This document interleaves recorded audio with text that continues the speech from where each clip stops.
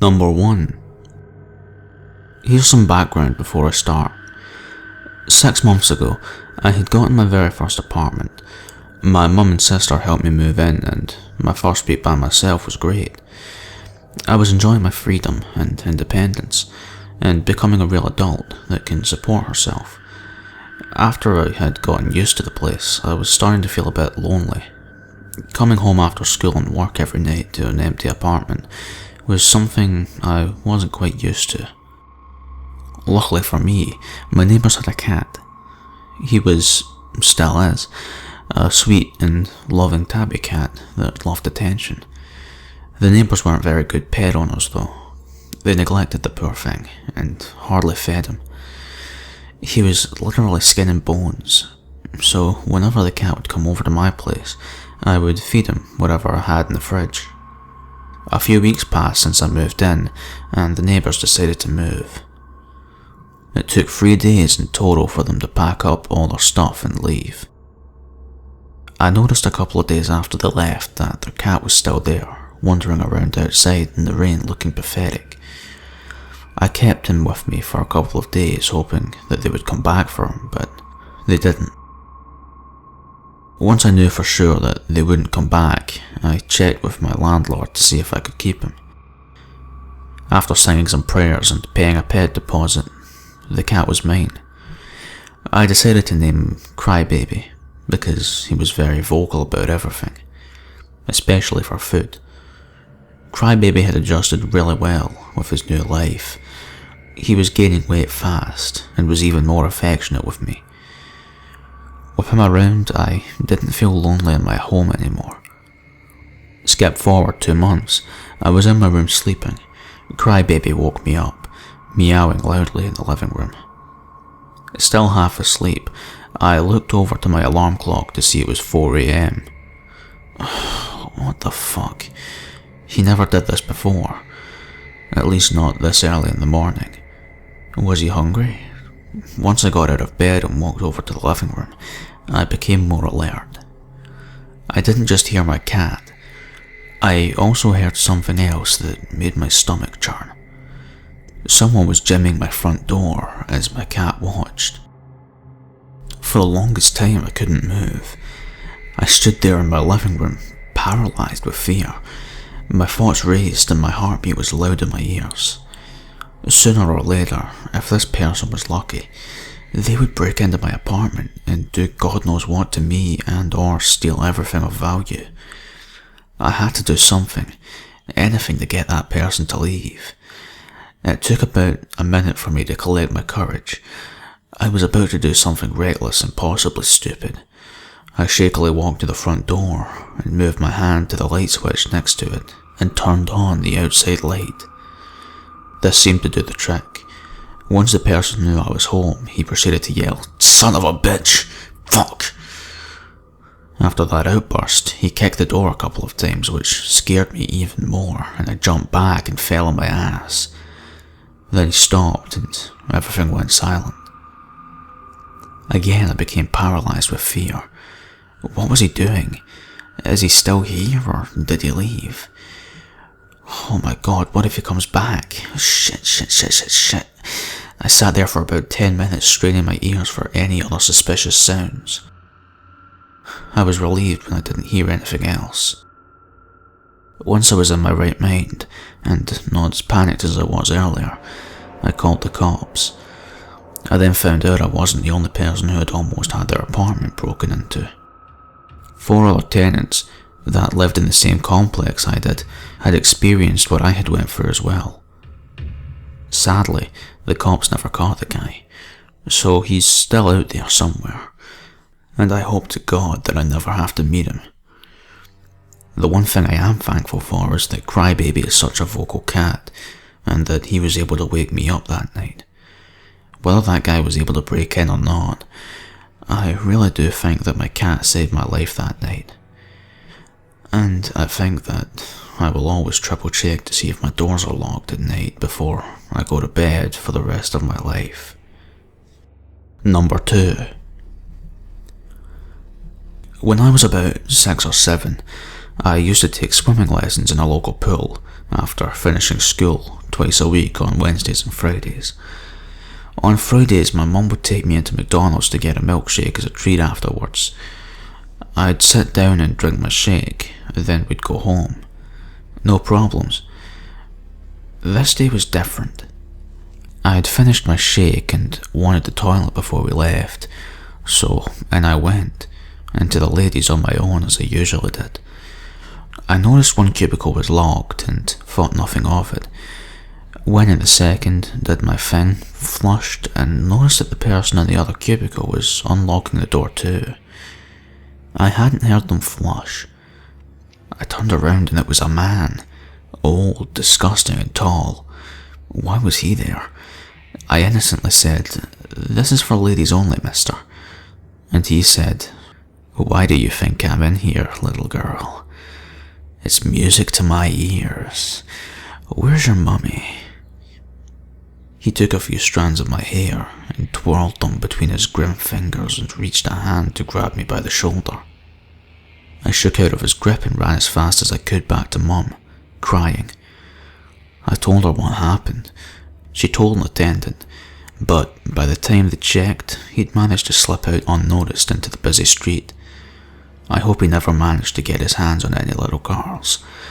Creepy toilet guy, let's not meet. Number 3. I'm a 20-year-old female, and I was recently talking to my mum about a family member of mine that we had to cut off contact with. During this conversation, my mum had told me something she wanted to keep hidden from me. I was almost kidnapped. When I was almost a year old, my mum took me to the mall with my great aunt, my grandmother's sister. All was well until my aunt offered to take me shopping with her to allow my mum some time to shop for herself in peace. Now, my mother didn't trust a lot of people to take me alone, due to some heartbreak in the past I won't go into here, but anyway, my mum allowed my aunt to take me, under the condition that we would be in the store next door, and my aunt meet her every 30 minutes to check in. Now, don't get me wrong, my mum loved my aunt very much, and had no reason not to trust her. She was just overly cautious. Well, 30 minutes goes by, and my mother walks next door, assuming my aunt forgot. But both she and I were nowhere to be found. My mother asked the store associates if they had seen us, and they all said no, prompting my mother to freak out and call mall security. In minutes, mall security had the mall on lockdown, while they searched for me. In the end, I was found in a store's back room with my aunt trying to figure some way to sneak out. My mum took me away from her, and she took me home. My mum never pressed charges, but got a restraining order against her. We never saw her again until a few years after the incident, because she had moved to Florida with my other great aunt, Cassie. Unfortunately, my Aunt Cassie was found dead a few years back after my aunt was living with her. Foul play was suspected, but my aunt was never found to question and is still free somewhere. My mum still lives in constant guilt over her initial debate over not pressing charges 19 years ago. She feels that if she had, maybe she could have prevented my Aunt Casey's death. Number 4. This happened to my mum, and I get chills every time she tells me the story because it was such a close call. My mum was in her early 20s, so this would have taken place in the late 70s. She lived alone in a rather creepy apartment not too far from Atlanta, and was more or less a party girl who dated a lot of guys she met at clubs. She met a guy she was out partying with at a bar she thinks was called Pernod's one night, and I guess they hit it off because they exchanged numbers and decided to go out again sometime. This is how she described it. I had seen him around the bars quite a bit, and was smitten because he was movie star good looking. Tall dark hair, fit, nice skin, as I recall. He asked me out for that Friday and got my contact info, but I don't think we really talked much that night. At this point I should mention our cat, Tommy. He was a slim, solid black stray she had taken in her apartment, and was the best cat ever because he loved my mum tremendously. He'd wrap himself around her shoulders and go with her on car rides, hang out with her all the time, basically do a whole lot of really cool cat shit like that. He was also very jealous and protective of my mother, so whenever the phone rang, he'd throw himself on top of it so she couldn't take her attention away from him. He'd jump onto newspapers when she was reading them because it too distracted my mum from paying attention to him. Anyway, date night rolls around and my mum is very excited for the guy to show up because he was allegedly really hot. However, when he got there, Tommy went nuts. This cat was usually really friendly and affectionate, but he lost his shit when this guy came inside. For the short while this guy was in my mum's apartment, Tommy glared at him, growling menacingly with huge dilated pupils and his hair standing on end. Of course my mum was humiliated because Tommy was making her date nervous and more or less cock-blocking the shit out of them. She sat there petting Tommy, hoping he'd calm down. The date night conversation was going nowhere, and the guy started to act more and more tense and uncomfortable. My mum wasn't sure if he was weirded out by the cat, or if the two of them were just not making a great connection. Either way, her date was being very quiet and awkward. But he didn't seem to want to leave, either.